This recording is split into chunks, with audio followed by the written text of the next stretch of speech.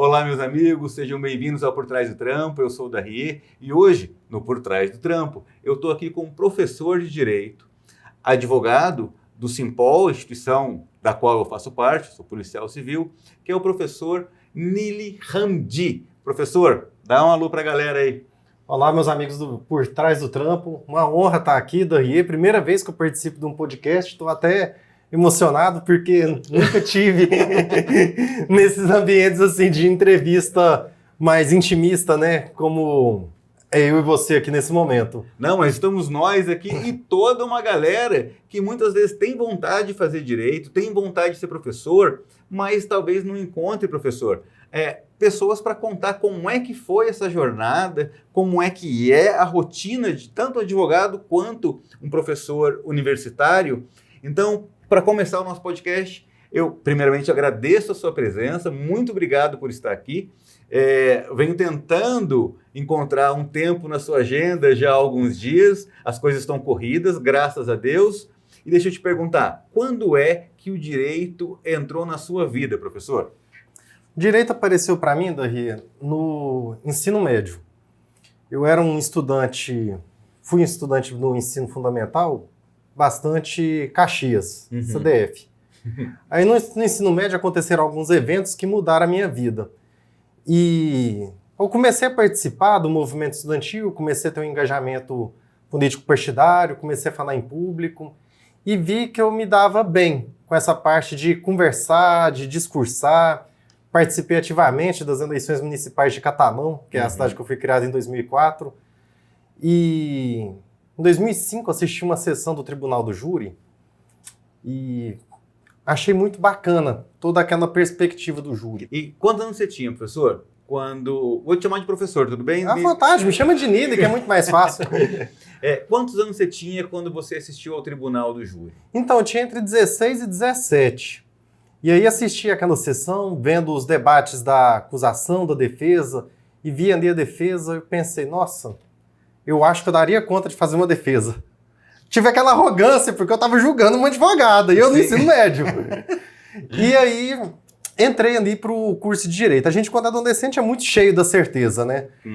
E entrei na faculdade de Direito e logo de cara, eu fui aluno de uma transição da faculdade de Direito da UFG.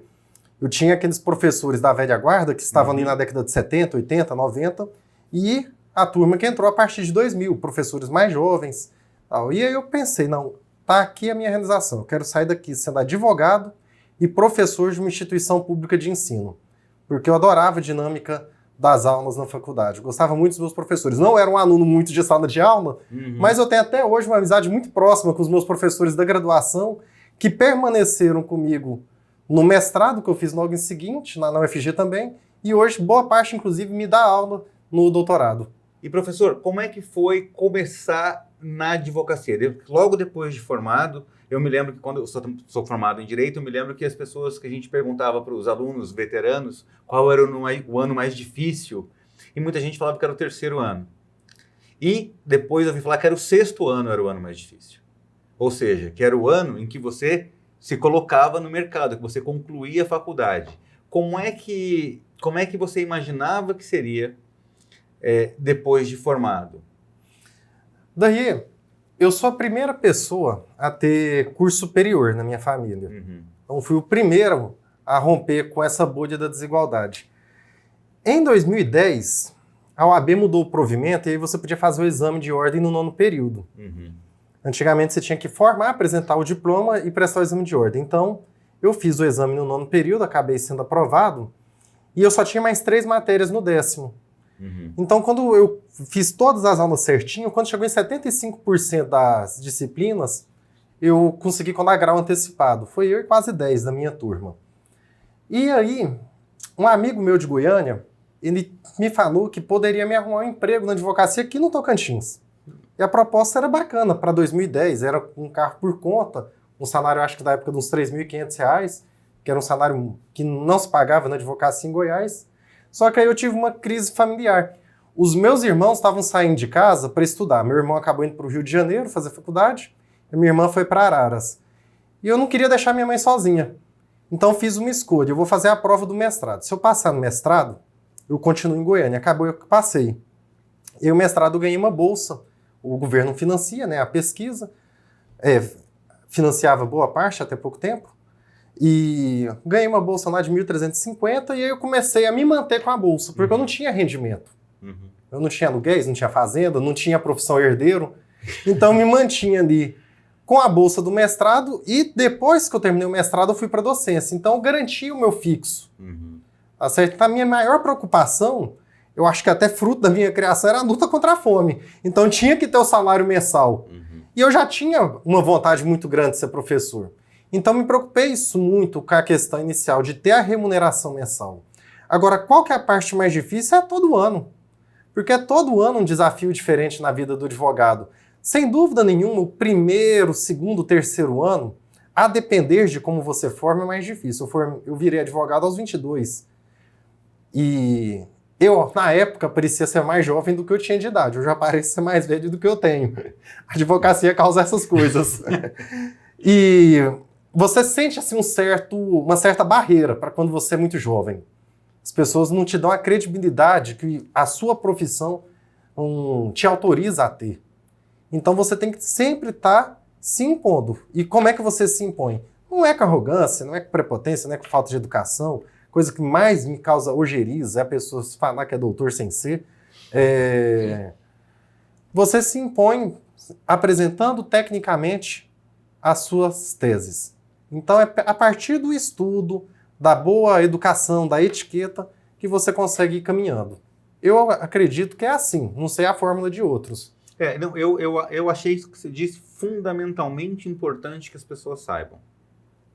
Eu vejo muita gente hoje, não na advocacia, mas no aspecto geral da sociedade, com aquela ideia de que a ostentação agrega valor. Então a gente vê um monte de gente tirando foto com carros, foto com avião, não sei quem ganhou avião e coisa e tal, e acaba se esquecendo que, pelo menos na minha opinião, o mais importante na hora de a gente conseguir fazer as pessoas terem uma ideia da gente é ser educado, é ser gentil, é ser técnico, ser profissional naquilo que você faz e ser humilde, tratar todo mundo com gentileza.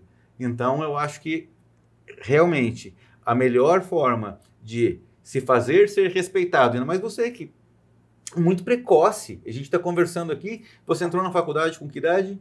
17, em 2006. Você se tornou advogado com quantos anos? Com 22, em dezembro de 2010. Com 22, advogado. Você terminou o mestrado? Com 24, em 2013. Já estava dando aula com quantos anos? Eu, na faculdade, filho de pobre estudando em Goiânia, né? Você tem que dar seus pulos ali, né? Eu dei aula de matemática, eu era professor particular de matemática, trabalhei como jornalista, sem ter diploma, decisão do Supremo, eu discordo dela. Trabalhei no Ministério do Trabalho, trabalhei em escritório como estagiário, então sempre dei aula. E aí, quando eu terminei a graduação e fui direto para o mestrado, eu cobri a aula em algumas faculdades de Goiânia já, com 22. Porque eu já estava no mestrado, então às vezes um professor meu não podia ir, pedia para eu substituir ele naquele núcleo da aula, então substituí alguns professores, até começar a ter meu primeiro contrato como docente, lá em Catalão, que é a cidade que eu fui criada, no Centro de Ensino Superior de Catalão, que hoje é a Faculdade UNA. Então, eu já Tudo aconteceu muito, muito rápido, muito cedo, quer dizer, muito rápido visto de fora, né? Não é uma sequência mesmo. A vida, quando você sai da casa dos seus pais e você vai para a vida lá fora, a vida te empurra e você nem vê. É verdade.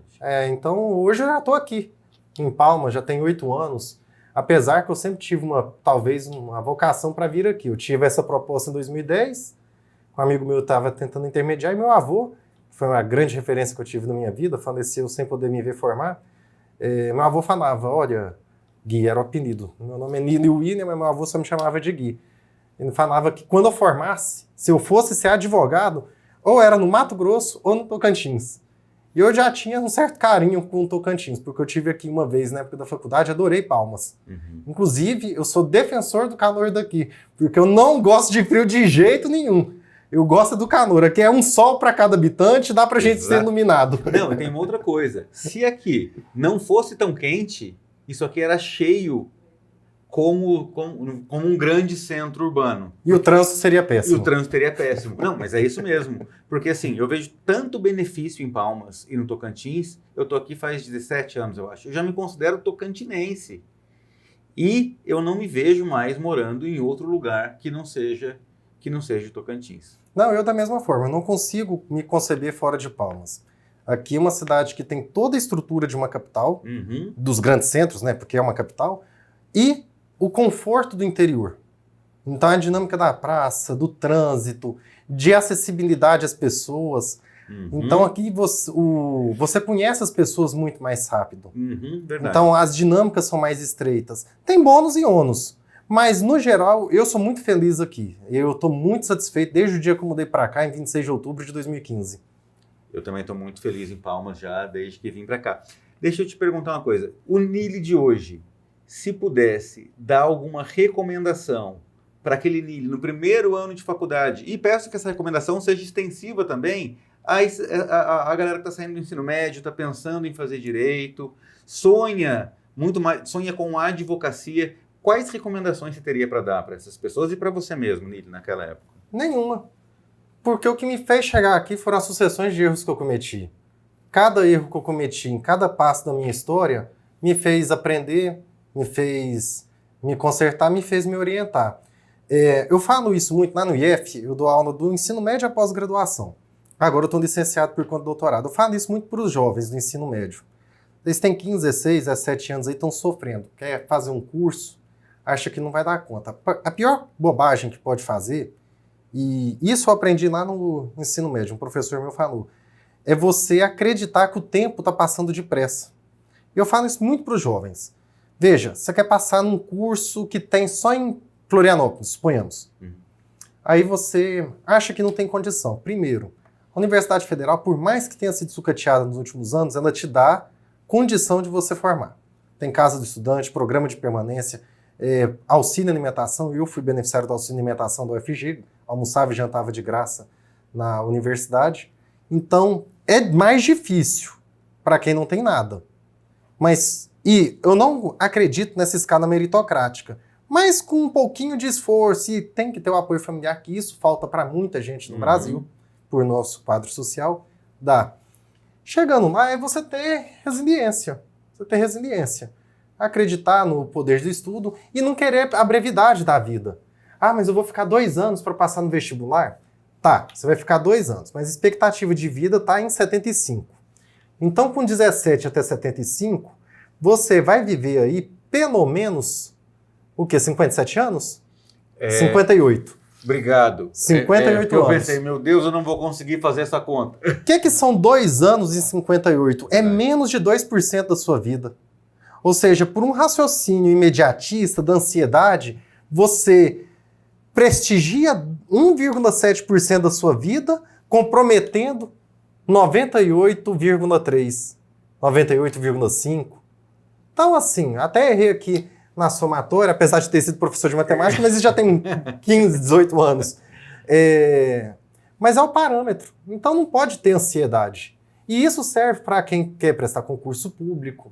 É um grande problema do capitalismo brasileiro que a maior realização profissional das pessoas é ser empregado do Estado. Isso não é capitalismo. O capitalismo é iniciativa privada. Eu, quando entrei no IF, eu tinha um regime de dedicação exclusiva e imediatamente pedi para ser só 40 horas, porque eu queria advogar. Eu gosto da minha vida na perspectiva privada, não vou falar iniciativa, porque a advocacia é verdade, a comercialização, qualquer caráter mercantil da prática dos atos de advogado. Entendi. Para aquele cara que deseja ser professor, eu sou professor há 20 e tantos anos e posso dizer que eu me encontrei sendo professor. Eu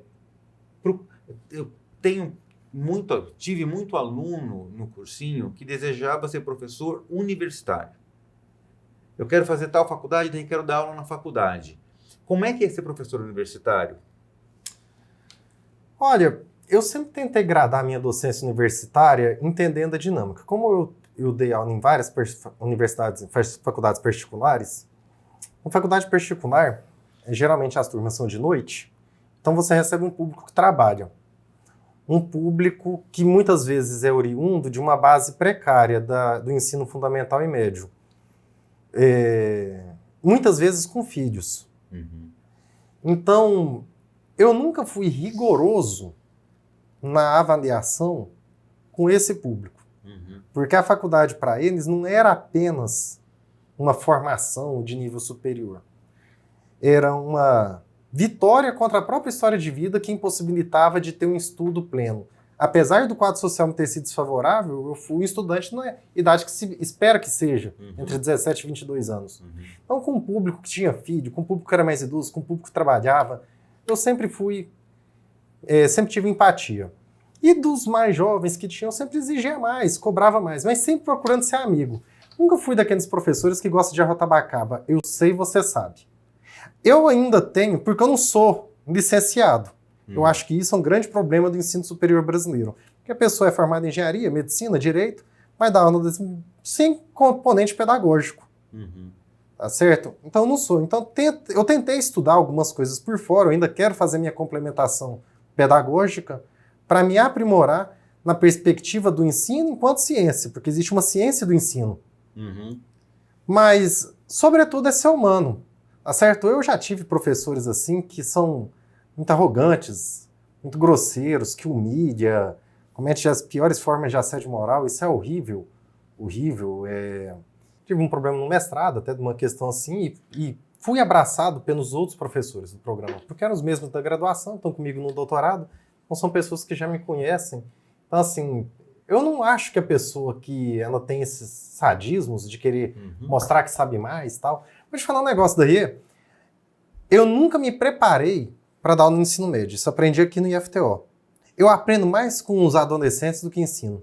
Sem dúvida, porque é outro mundo, porque tem um hiato entre a educação que eu fui criado. A educação que eu tive da minha mãe foi bem próxima da que ela teve dos meus avós. Já os jovens que têm aí 10 anos, mais novos que eu, 10, 15 anos, é um hiato que eu assustei quando eu fui para o ensino médio. E aí vi o que é a causa desse hiato, né? É toda uma sociedade que já nasceu nessa dinâmica de uma comunicação de acesso. Isso mudou muito aí, essa perspectiva. Eu que sou um pouco mais velho que você, acho que sou uma geração em que a internet enfim, era inimaginável. Pra gente ouvir um disco, para ouvir música, tinha que pegar o disco de vinil, colocar na vitrola. E hoje essa molecada já tá aí, já aprenderam a escrever digitando, muitas vezes. Eu passei um tempo da minha infância com meu avô na roça, e até uma das maiores alegrias que eu tive na advocacia foi ter aposentado o radialista que tocava às 4 e ficava até às 7, lá em Catalão, na Rádio Cultura. Eu adorava escutar a voz dele. Se eu tivesse uma voz bonita, eu teria ido pro rádio. Mas eu tenho essa voz horrorosa, então só dei conta mesmo de ser advogado e professor, nada mais além disso. Mas eu fui da época do rádio e da TV. Era essa tecnologia que a gente tinha. E hoje a criança está com 5, 6 anos, com WhatsApp, com tablet, com tanta coisa. E aí o pessoal fala assim, Nino, você só tem 34, mas você é tão velho por dentro, porque a minha criação não tem nada a ver com esse trem de tanta tecnologia. Hoje eu sou analfabeto digital. Eu me considero assim, eu sei exatamente o que eu preciso para trabalhar, mas nada além disso. E eu vejo até essa ansiedade e essa dificuldade em lidar com frustração dessa nova geração, muito por conta do imediatismo. No meu tempo, no seu tempo, acredito eu, para a gente assistir aquele desenho, ou você estava em casa naquele horário pela manhã, ou no horário do desenho, ou você não assistia. Então, hoje, com o YouTube, com todas as pessoas assistem o que querem, na hora que querem. Quando passa um comercialzinho de 4 segundos no YouTube, já fica aborrecida. Então, a nossa geração, a minha especialmente, a gente teve que lidar muito com frustração. Nunca parei para pensar nesse prisma. Muito bom mesmo, viu? Realmente, o fato da internet oportunizar tudo no momento que você quer tem impedido. Gostei muito desse prisma. Nunca tinha parado para pensar. Foi um prisma muito bom. Porque a gente está acostumado a ter tudo na hora. Aí, quando for para advocacia, sofre. Exatamente. Não, aí sofre. Quando sair do virtual, sofre, né? Quando a pessoa sai do virtual, vai viver a vida do dia a dia, que você tem que trabalhar de tal hora, e que tudo demora, e que a gente não tem aquela mesma disponibilidade que a gente tem no digital. É a mudança, né? Hoje se tem um controle do tempo e aí aumenta a causa da frustração. É uma perspectiva muito boa. Mas o advogado não tem direito de sofrer isso. Isso aí eu garanto, viu?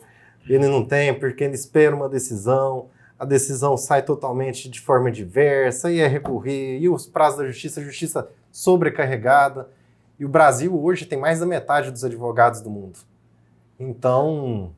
Uau, essa eu não sabia. O Brasil tem mais advogado que a China. Mais que os advogados do mundo, mas chama atenção que a China tem 1 bilhão e 400 milhões. O Brasil tem 220. A gente está caminhando para ter quase 1% da população brasileira de advogados. 1 em cada 100. Da criança que acabou de nascer ao idoso de 103 anos, a cada 100 pessoas nesse grupo vai ter um advogado. Diante de um universo com tantos advogados, o que é que faz... Eu estou te perguntando isso porque realmente você é um expoente na advocacia, talentosíssimo, muito precoce em tudo, meu advogado do sindicato, tive a oportunidade de ser atendido por você, de imediato já falei, poxa vida, fiquei impressionado. Obrigado. E como é que um advogado faz hoje para conseguir, em meio a tanta gente boa, como é que ele faz para conseguir um lugar à sombra? Porque o sol aqui do Tocantins, como você bem disse, cada um tem um, o sol que é muito forte. Como é que ele faz para conseguir um bom lugar? Olha, aí vai muito das escolhas, porque a advocacia não é muito plurima. A advocacia a advocacia é muito plurima. Agora, eu até conversava lá em Catalão, eu dei aula, tenho de ex-alunos meus em Catalão, que são advogados hoje, tem quase 200. Catalão tem 130 mil habitantes. Então, no intervalo de 1 ano e meio que eu dei aula, tem pelo menos 200, 300 advogados em Catalão. Na região da Grande Catalão deve ter uns 250, 280 que foram meus alunos. Eu conversava com um advogado mais experiente da cidade e ele me trouxe uma perspectiva que eu achei até interessante. Quanto mais advogados, maior vai ser a busca pelo litígio. Então, cada vez que um advogado apresentar um litígio para o judiciário, da outra banda, outro advogado vai defender.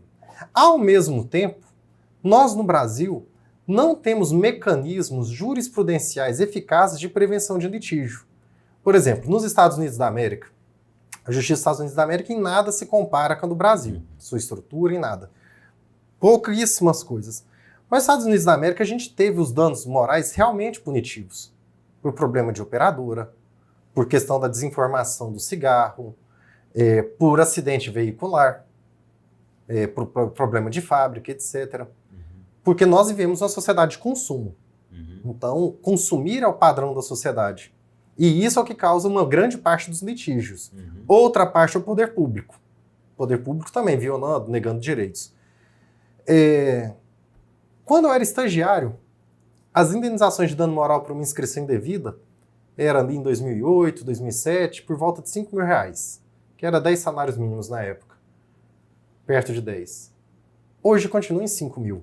Você não tem decisões rigorosas, verdadeiramente punitivas, para as agências, para as instituições bancárias, para as operadoras de telefone, para as prestadoras de serviços públicos. E aí o que acontece? Dentro da contabilidade, da matemática atuarial das grandes organizações, é mais barato pagar a indenização do que oferecer um serviço verdadeiramente que não vai ferir direitos. E aí, nesse interim de uma jurisprudência que é construída, que não atualiza e não cumpre a função punitiva do dano moral, estou pegando esse segmento apenas, uma imensidão de advogados sendo formados e uma exponencial crescente de conflitos, vai ter mercado para advocacia. Agora, até que ponto a gente vai viver uma sociedade de litígio? Em que você é assediado, você também é servidor público, mas eu recebo 15, 20, 30 ligações por dia de empresas que a maioria é fraudulenta, oferecendo revisão ou oferecendo crédito a taxas pequenas. O judiciário hoje está super lotado de processos de servidores públicos que caem nesse golpe.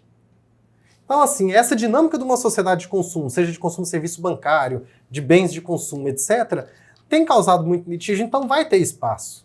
Vai ter espaço. A negação de benefício por conta do Estado, a perspectiva do direito penal. Então, assim, a depender do segmento, vai ter. vai ter espaço para advocacia. Infelizmente, com o amplo grau de concorrência, isso tem impactado os valores cobrados. Tem tido uma comercialização. E a OAB tem atuado até com bastante firmeza, apesar da imensidão de advogados que existem no Brasil, para orientar sobre a valorização dos honorários advocatícios, que já é uma forma também, inclusive, de controle de ação para o judiciário. O advogado ele tem que entender que ele é o primeiro juiz da causa. Ele tem que apresentar ao Poder Judiciário algo que seja factível. Não pode chegar lá com tese aberrante. Você não pode pedir a usucapião da lua.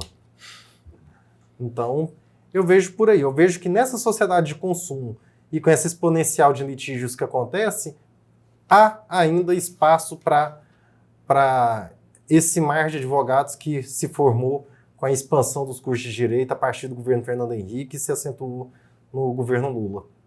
Doutor, qual é o papel do advogado hoje, no momento que a gente tem vivido? O que você acha que mudou de uns tempos para cá? A gente tem vivido, em razão da proliferação das redes sociais, uma sociedade que condena, uma sociedade que agride, uma sociedade de julgamento instantâneo. Assim como a gente falava que hoje o YouTube te possibilita ver o que você quiser e satisfazer o seu prazer do consumo de informação do seu jeito, você já julga de qualquer forma. E outro problema que a gente tem enfrentado, as pessoas daí têm confundido, e isso tem sido utilizado inclusive como arma política de alguns grupos extremistas, fato e opinião. Hoje as pessoas, a título de opinião, dizem as coisas mais absurdas do mundo. De que a Terra é plana, de que o nazismo é de esquerda, tá certo? Gente que nega o sentido do vocábulo. Se a gente vive em sociedade, é porque você é professor de português, você me corrige. Porque isso, inclusive, é um pensamento jurídico que decorre da linguística de Wittgenstein. O vocábulo ele tem uma importância. Se eu e você estamos aqui conversando, é porque você sabe, e eu sei que isso aqui é um copo. E tem água, viu, pessoal? Não é aguardente, não. É água. E nós convencionamos que isso é copo. Não dá para eu dizer para você que isso é um elefante, é a minha opinião e você tem que aceitar. Não dá. Se isso aqui não for um copo e você não aceitar que é um copo, não vai existir diálogo.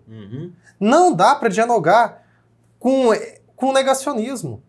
Esses dias mesmo eu vi uma reportagem na Folha, uma enquete. A Folha de São Paulo, no jornal, se prestando a isso. Qual a sua opinião sobre pessoas que criam animais silvestres em casa? Não é questão de opinião, é questão de ciência, para evitar interação biológica de vírus específicos, etc., para a preservação do meio ambiente, para a garantia do ecossistema. Você não vê, por exemplo, uma pergunta assim, qual a sua opinião sobre a ressonância magnética? Ninguém faz esse tipo de pergunta. Agora, para o direito ficou banalizado. Para o direito virou banalizado. Todo mundo virou juiz. Esses dias eu vi uma pessoa, uma expoente que ocupa um cargo público de prestígio no âmbito das eleições, usar o termo descondenado. Não existe descondenado. Em qualquer curso de direito que a pessoa passar, se ela falar isso ali entre o segundo e o terceiro período, na minha época, se fosse no colégio que eu estudei, ia tomar um DER daqueles que você ia ter vergonha. Quando eu era jovem, a gente tinha vergonha de ser burro. Você podia até falar uma burrice, mas todo mundo ia te julgar por ser burro. Hoje as pessoas ouvem isso aqui é um plágio que eu tô fazendo do Casimiro, Cazé. Hoje, segundo o Cazé, as pessoas têm orgulho de ser burro, a título de liberdade de opinião. É a minha opinião, eu acho que isso aqui é um elefante. E a Terra é plana, e tudo bem, eu ainda vou chegar na borda da Terra plana. E isso mata, porque teve uma pessoa nos Estados Unidos que construiu um avião paralelo para chegar na borda da Terra plana. E o avião caiu. Não é de rir. Mas o negacionismo mata. As pessoas não tomaram vacina. Tem gente que não tomou vacina e morreu de Covid. Então, acho que esse problema que a gente está enfrentando aí, de fato, é opinião. E isso reflete no direito. Todo mundo tem uma opinião formada sobre tudo. Eu acho que a gente está vivendo um momento em que gerar polêmica chama atenção para si. E as pessoas estão muito carentes de like, as pessoas precisam de atenção mais do que nunca, está todo mundo se sentindo muito sozinho. Então as pessoas aceitam Então, eu acredito que muita gente que fala muita asneira sabe que está falando asneira. E fala para receber atenção, para que as pessoas conversem sobre isso, enfim. O problema é que muita gente tem começado a acreditar. Ah, com certeza. E essa necessidade de produção de conteúdo tem que ter um substrato. O conteúdo desse copo é água. O conteúdo tem que ter um substrato. Aí eu vi uma influenciadora que foi para Abu Dhabi, e é uma sociedade muçulmana, regida pelas leis da Sharia. Eu tive em Abu Dhabi ano passado. Eu não estou aqui no seu estúdio e vou ficar à vontade, como se eu estivesse na minha casa. Eu estou muito à vontade, mas existe um limite do respeito, que é seu estúdio, sua casa. Você chega no outro país, você não pode se comportar dessa forma, transgredir regra, ou aqui mesmo. Então, assim, vulgarizou a ideia de conteúdo. As redes sociais, elas reduziram muito o espaço de qualquer discussão com substrato. E essa nova vertente que se vive, de que a minha opinião é o que importa, mesmo que negue a realidade, aí a gente tem agravado bastante as coisas. É verdade. Doutor, eu me lembro que uma pergunta que faziam muito para mim quando eu comecei a faculdade, mas se você que tiver que defender um bandido, para quem tem essa pergunta? Porque eu lembro que abordavam como é que você vai se sentir defendendo um estuprador da rua, um ladrão. A gente conversou um pouquinho em off sobre o papel do advogado até para esses casos. O que você responderia para uma pessoa que tem esse tipo de dúvida? Eu defendo pessoas. E pessoas têm direitos, independente da qualidade da pessoa. Eu acho interessante, a gente vive numa sociedade cristã, basicamente católica, com uma ampla população evangélica em ascendência, e como você defende pessoas sem negar o direito? Quando a mulher adúltera ia ser apedrejada, os mestres da lei perguntaram a Jesus: o senhor sabe qual que é a lei para o adultério? É o apedrejamento. Essa mulher foi pega em situação de adultério, ela deve ser apedrejada. Jesus não negou a lei. Não negou a lei mosaica que veda o adultério e o sanciona com apedrejamento. Mas Jesus perguntou: tudo bem, mas quem não tem um pecado, que atire a primeira pedra. Então, independente da qualidade da pessoa, todo mundo merece defesa, porque todos temos direitos. E não existe ser humano que nunca errou.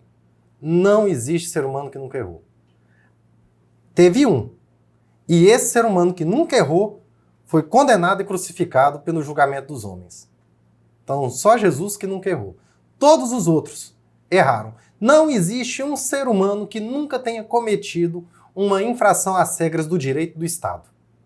Acho muito difícil achar um ser humano que nunca infringiu uma regra pertinente ao direito do Estado. Tá certo? Nós não vivemos numa sociedade policialesca com câmeras, tipo o Big Brother de George Orwell. Uhum. Mas, dificilmente. Então, a gente tem que ter empatia. Tem crimes que são bárbaros. Tem crimes que são repugnantes. Tem crimes que eu não conseguiria defender. Uhum. Mas, em momento nenhum, eu julgaria a pessoa que se predispõe a defender, até porque, para a pessoa ser efetivamente condenada, tem que ter tido uma defesa plena. Isso é prerrogativa de que a gente construiu nas revoluções liberais burguesas do século XVII e XVIII.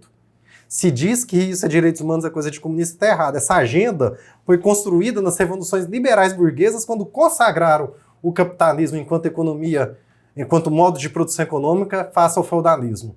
Então isso é uma bandeira liberal, isso é uma bandeira que consagra o capitalismo, uma bandeira... Você não pode ser liberal na economia e conservador nos costumes, conservador a ponto de querer pena de morte. Uhum.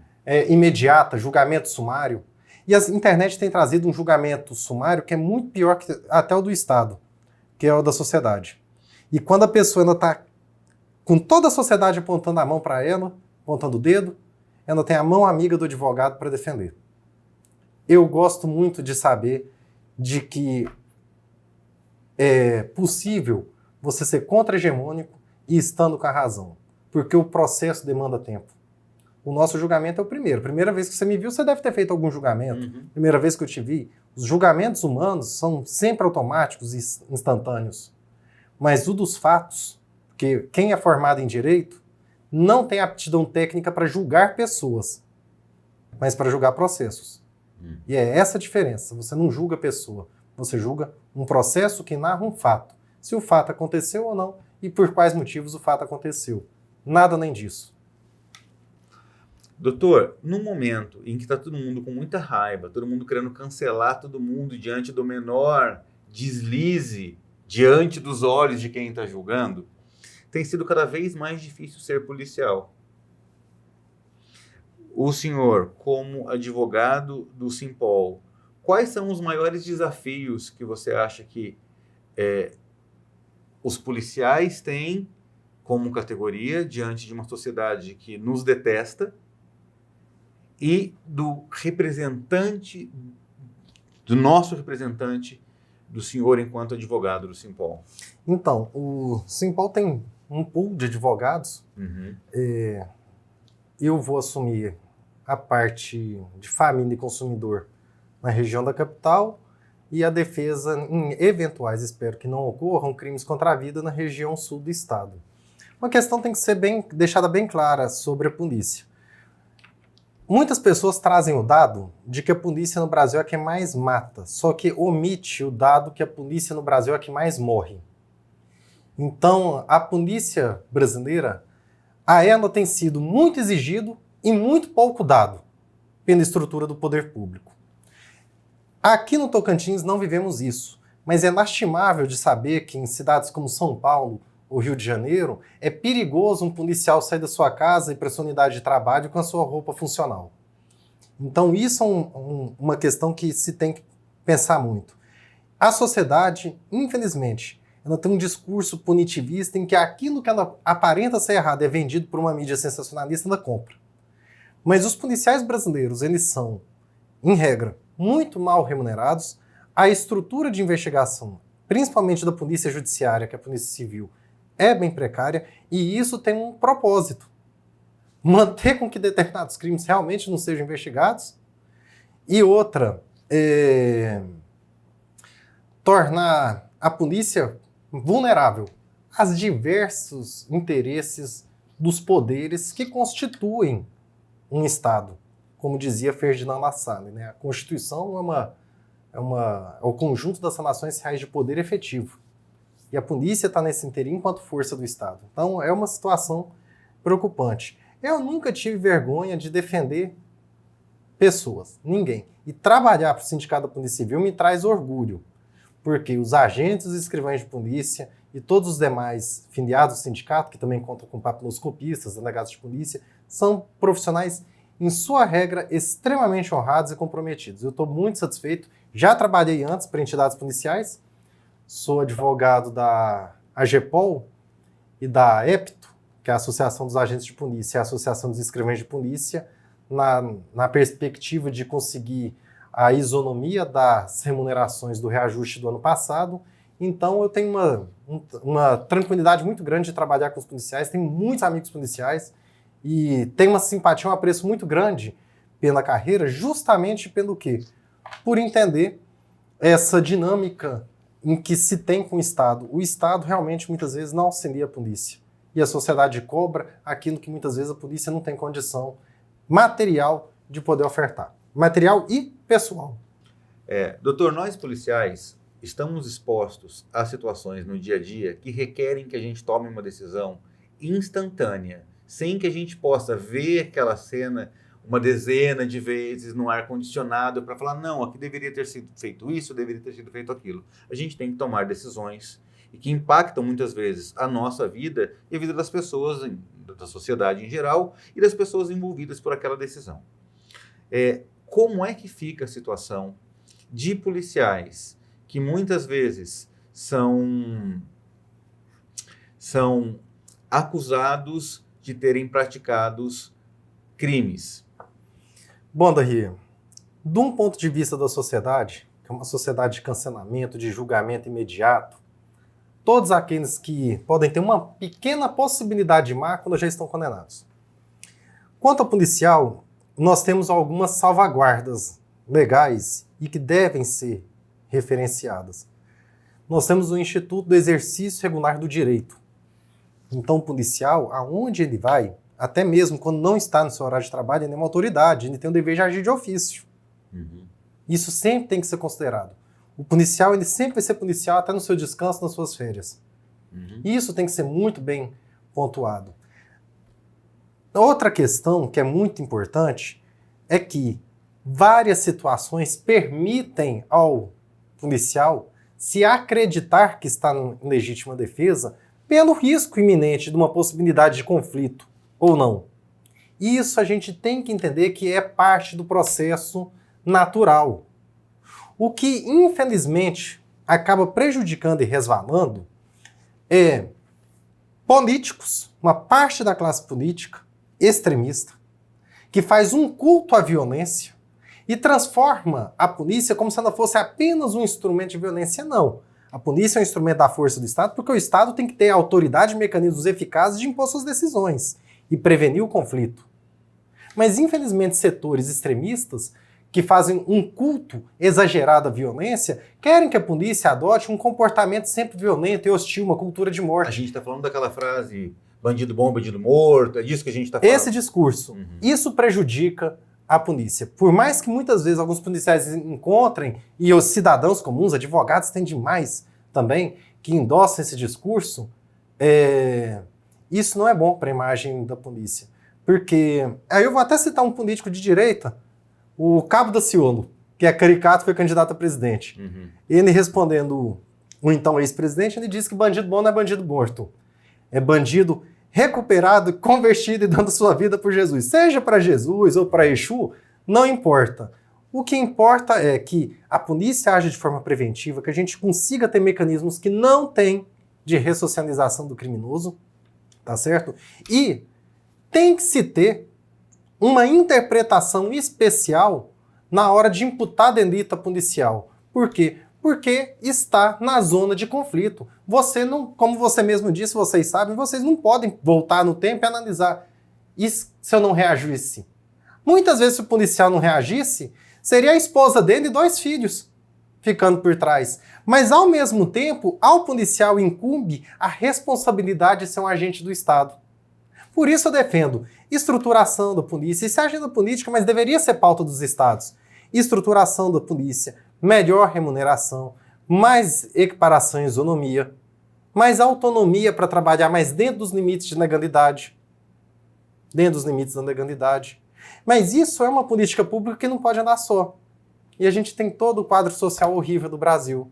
Uma escola pública em que o professor, no fim de carreira, ganha 8 mil.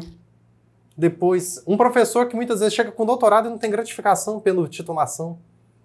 Então, a gente tem tantos problemas sociais e a polícia acaba sendo o quê? A ponta de iceberg. Da esperança, a ponta do iceberg, da esperança e do julgamento preliminar sumário da sociedade. Caindo num discurso, muitas vezes, ideológico que não faz sentido. Não tem efetividade prática.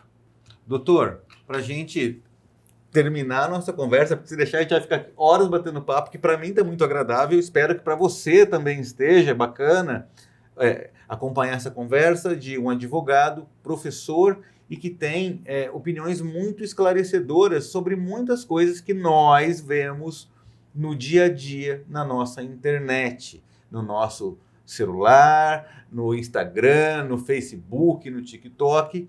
A gente está cansado de ver cancelamentos por aí e comportamentos que nem sempre são oportunos.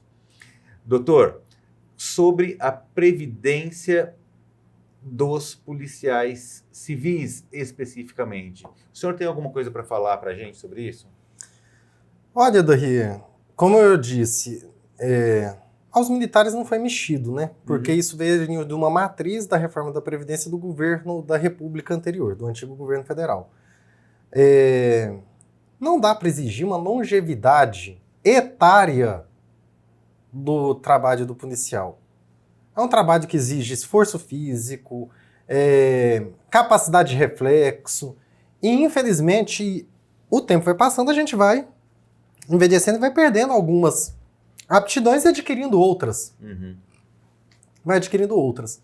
Então, como a gente tem o modelo da organização policial civil desse jeito, em que até não tem uma melhor promoção, como é lá nos Estados Unidos, a pessoa entra ali como inspetor e sai como xerife, por uma estrutura meritocrática do comando e da administração das investigações, aqui não é assim.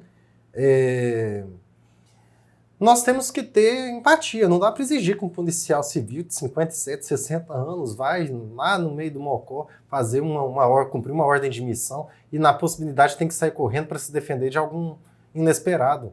Isso é desumano. Então colocar pisos etários desconsiderando o elemento físico é muito ruim, tá certo? E ainda a questão da reforma da Previdência, a reforma da Previdência é alvo dos maiores fake news governamentais. A dos trabalhadores do regime privado. O RGPS, que é o INSS, é superavitário. De nós, servidores públicos, diz que o Estado paga muito, mas não. Eu pago contribuição previdenciária, você paga. Quem que é o nosso empregador? O seu é o Estado Tocantins, o meu é a União. Tem que pagar. Se eu trabalhasse no Gigante, eu pagaria minha contribuição, o Gigante pagaria a outra parte. Então, colocar a contribuição que o Estado tem pela relação de serviço público como se fosse um ônus, torna uma hipocrisia, porque você tem um parâmetro da iniciativa privada, que ainda tem outras duas fontes de custeio, que são os concursos de prognósticos e as rendas decorrentes de tributação das importações. Então, nós temos que ter sensibilidade com categorias de servidor público. Um professor de 60 anos não tem mais aquele pique, principalmente para ensino fundamental e médio. Não tem. Um policial não vai dar conta de entregar, muitas vezes, o serviço. Determinadas funções que exigem uma capacidade física e ainda são totalmente subvalorizadas dentro da estrutura administrativa do Estado, a gente teria que trabalhar nessas perspectivas de ter um olhar mais humano. Mas, infelizmente, no Brasil, o Estado ele opta por privilegiar as camadas do serviço público que são mais bem remuneradas. A gente até viu isso aqui ano passado. É uma opção política do Estado. E aí me lembra uma frase de um escritor moçambicano, grande, Prêmio Camões em língua portuguesa, o Mia Couto. O mal de um país pobre é que, em vez de produzir riqueza, produz ricos. E esse é um problema do Estado brasileiro. Professor, doutor Nili. Doutor não, é Nili mesmo. Nili, muito obrigado pela visita. Foi uma conversa, para mim, muito, muito interessante, por várias razões. Eu sou policial, tenho percebido com muita clareza discursos fundamentalistas, tenho percebido a cultura do cancelamento, cultura da lacração. A cultura da lacração. E desde que esse nosso podcast foi aberto, esses assuntos tão presentes no nosso dia a dia nunca foram abordados aqui, como foram hoje, e de uma maneira muito elegante, por sua parte. Muito obrigado por ter vindo, muito obrigado por ter contado para as pessoas que querem saber como é que é ser advogado, quais são os desafios da carreira, quais são os tesouros da carreira de advogado, como é que é ser professor. E, enfim, muito obrigado pela visita. Espero que essa seja a primeira de muitas outras. O convite para você voltar para cá vai ser renovado muitas vezes. Espero que você aceite estar aqui com a gente novamente. E muito obrigado mesmo. Não, eu agradeço, Davi. Eu adorei. Nunca tinha participado de um podcast. Achei super divertido ficar aqui conversando. Não vai sair no YouTube, mas sua esposa anda aí atrás da câmera rindo o tempo todo. Quero agradecer o convite seu, da Luana. Quero agradecer os amigos internautas. Né, a gente pega aquele negócio da Rede Globo, né? Vem, meus amigos internautas do Galvão Bueno. Bem amigos da Rede Globo. Bem amigos da Rede Globo, agora bem amigos internautas. Obrigado aqui pelo convite. Quero voltar. Gostei bastante mesmo. Gostei bastante. Acompanhei alguns vídeos do canal antes de vir. E muito obrigado mesmo. Viu? Imagina, eu que agradeço. É nóis. Queridos amigos, não se esqueçam de se inscrever no canal, de seguir também o nosso amigo Nili nas redes sociais, e tem muita coisa nova vindo por aí. Um grande abraço, obrigado pela companhia até aqui, fiquem com Deus e até a próxima. Até Professor, mais, pessoal. Novamente, muito obrigado. Valeu, Dahi.